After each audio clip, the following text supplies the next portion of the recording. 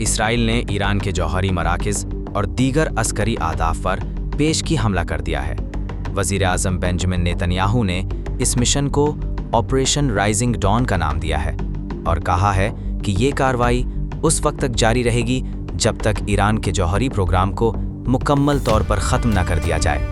Nitin Yahoo کے مطابق ایران کا جوہری پروگرام اسرائیل کی بقا کے لیے خطرہ ہے۔ ایران کے سپریم لیڈر آیت اللہ علی خامنئی نے اس حملے کا سخت جواب دینے کی دھمکی دی ہے اور کہا ہے کہ اسرائیل نے اپنے لیے ایک تلخ اور دردناک انجام خود بلوا لیا ہے جس کا سامنا اسے لازمی کرنا ہوگا۔ حملوں میں تہران سمیت متعدد مقامات شامل ہیں، جہاں ایرانی اسٹیٹ میڈیا کے مطابق ایران کی انقلابی گارڈز کے کمانڈر میجر جنرل حسین سلامی بھی ہلاک ہو چکے ہیں۔ اسرائیل کی فوج کے مطابق 200 لڑاکا جہازوں نے ایران کے مختلف علاقوں میں 100 سے زائد اہداف پر حملے کیے ہیں، جن میں جوہری تنصیبات بھی شامل ہیں۔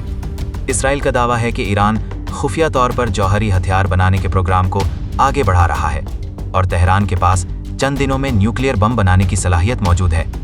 ایران کے سپریم لیڈر کے مطابق تہران کے رہائشی علاقے بھی نشانہ بنے ہیں، جبکہ بین الاقوامی جوہری توانائی ایجنسی نے تصدیق کی ہے کہ نیٹنز جوہری سائٹ پر بھی حملہ کیا گیا ہے۔ ایرانی میڈیا کے مطابق ایران کے 2 اہم جوہری سائنسدان بھی مارے گئے ہیں۔ اب تک حملے تہران میں رپورٹ کیے گئے ہیں، جہاں رہائشی علاقوں کو نشانہ بنایا گیا ہے اور شہریوں کے حالات یا زخمی ہونے کی اطلاعات موصول ہو رہی ہیں۔ خرم آباد، جو ایران کے مغربی علاقے میں ہے، وہاں ایک بڑا میزائل بیس اور ایران کا اہم یورینیم افسودگی کا مرکز ہے، اور تانسٹ وہ جگہ ہے جہاں بین الاقوامی جوہری ایجنسی تابکاری کی نگرانی کر رہی ہے۔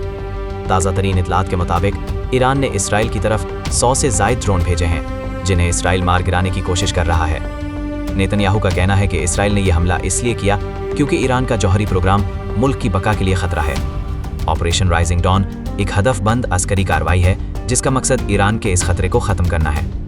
دہائیوں سے تہران کے حکمرانوں نے کھلے عام اسرائیل کے خاتمے کا نعرہ لگایا ہے اور نیوکلیئر ہتھیار بنانے کے پروگرام کو اس نعرے کی حمایت حاصل ہے۔ حالیہ مہینوں میں ایران نے اتنا زیادہ ہائی انرچڈ یورینیم تیار کیا ہے کہ وہ 9 ایٹمی بم بنانے کے لیے کافی ہے، اور حالیہ برسوں میں ایسے اقدامات کیے ہیں جو نیوکلیئر ہتھیار بنانے کی جانب واضح پیش رفت ہیں۔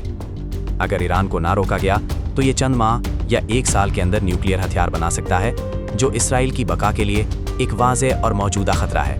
جیسا کہ ہمیں معلوم ہوا ہے، ایرانی حکومت کے کئی اہم رہنما بھی اس حملے میں ہلاک ہوئے ہیں، جن میں انقلابی گارڈ کے سربراہ، سپریم لیڈر کے سینئر مشیر اور دیگر شامل ہیں۔ گزشتہ چند گھنٹوں میں اسرائیل کے 200 سے زائد لڑاکا طیارے مختلف مقامات پر حملے کر چکے ہیں، جو پورے ملک میں پھیلے ہوئے ہیں۔ اس کا مقصد ایران کی نیوکلیئر صلاحیت کو یا تو مکمل طور پر ختم کرنا ہے یا کم از کم اسے کئی سالوں کے لیے نقصان پہنچانا ہے۔ یہ صرف نیوکلیئر ہتھیاروں پر حملہ نہیں، بلکہ ایران کی عسکری صلاحیتوں کو بھی نشانہ بنایا جا رہا ہے تاکہ وہ اسرائیل کو مؤثر جواب دینے سے قاصر ہو جائے۔ تازہ ترین خبروں کے مطابق ایران نے تقریباً 100 ڈرون اسرائیل کی طرف بھیجے ہیں، جنہیں اسرائیل مار گرانے کی کوشش کر رہا ہے۔ یہ ایران کا پہلا رد عمل ہے جو بیلسٹک میزائل کی بجائے ڈرون کی صورت میں ہے۔ ڈرون حملے خطرناک ہو سکتے ہیں، مگر وہ بیلسٹک میزائلوں کی رفتار اور تباہ کاری کے برابر نہیں ہوتے۔ اس کا مطلب یہ ہو سکتا ہے کہ اسرائیل نے ایران کی جوابی صلاحیتوں کو شدید نقصان پہنچایا ہے۔ مزید یہ کہ اسرائیلی فضائیہ کی کارروائیوں کے علاوہ موساد بھی ایرانی نیوکلیئر اور میزائل سائٹس کو تباہ کرنے میں سرگرم ہے۔ یہ ایک وسیع پیمانے پر اور منظم حملہ ہے، جس کے مزید کئی دن جاری رہنے کی توقع ہے۔ اسرائیل کی جانب سے ایران پر یہ پیشگی حملہ خطے کی سیاسی کشیدگی کو نئے سرے سے بڑھاوا دے رہا ہے۔ یہ حملے نہ صرف ایران کے جوہری پروگرام بلکہ اس کی عسکری اور دفاعی صلاحیتوں کو بھی شدید نقصان پہنچانے کا مقصد رکھتے ہیں۔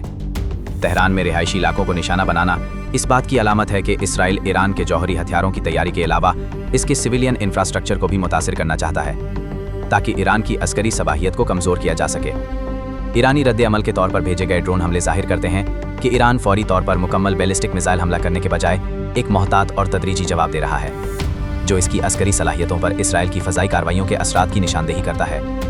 اس سے یہ بھی اندازہ ہوتا ہے کہ خطے میں مزید تناؤ اور ممکنہ کشیدگی بڑھ سکتی ہے۔ موساد کی مداخلت اور خفیہ کارروائیاں ایران کے نیوکلیئر پروگرام کو روکنے کی عالمی کوششوں کا حصہ ہیں، اور ان واقعات سے ظاہر ہوتا ہے کہ اسرائیل ایران کو نیوکلیئر ہتھیار بنانے سے روکنے کے لیے ہر ممکن اقدامات کر رہا ہے۔ اس صورتحال میں عالمی برادری کے کردار اور خطے کے ممالک کے رد عمل بھی نہایت اہم ہو جائیں گے، کیونکہ یہ کشیدگی عالمی امن و سلامتی کے لیے ایک بڑا چیلنج بن سکتی ہے۔ اسرائیل کی اس کارروائی سے خطے میں ایک نئے دور کا آغاز ہو سکتا ہے، جہاں جنگ و جدل کے امکانات بڑھ جائیں گے، مگر ساتھ ہی اس نے ایران کے لیے بھی ایک واضح پیغام دیا ہے کہ اس کے جوہری عزائم کو برداشت نہیں کیا جائے گا۔